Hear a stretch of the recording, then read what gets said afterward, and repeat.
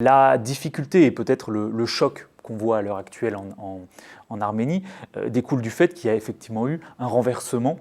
absolu du sort, et notamment du sort des armes, dans la région. Quand on compare ce qui vient de se passer avec ce qu'avait été la première vague d'affrontements au début des années 1990, on a une bascule presque totale, là où l'armée azérie avait été dans un certain nombre de contextes tout à fait en déroute au début des années 1990, on a à l'heure actuelle une armée azérie qui a profité de plusieurs évolutions majeures,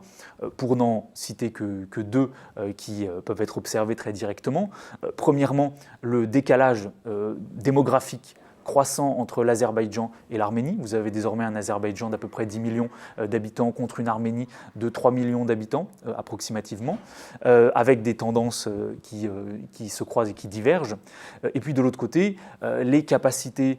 financières de l'Azerbaïdjan, appuyées sur l'exploitation des hydrocarbures, avec, pour vous donner à peu près un ordre de grandeur, dans les 10 dernières années, à peu près une trentaine de milliards de dollars d'investissement dans le secteur militaire, les dépenses militaires en Azerbaïdjan, contre environ 4 milliards et demi du côté de l'Arménie. Ça vous donne une idée du différentiel de capacité d'investissement et derrière donc d'armées avec un potentiel très différent.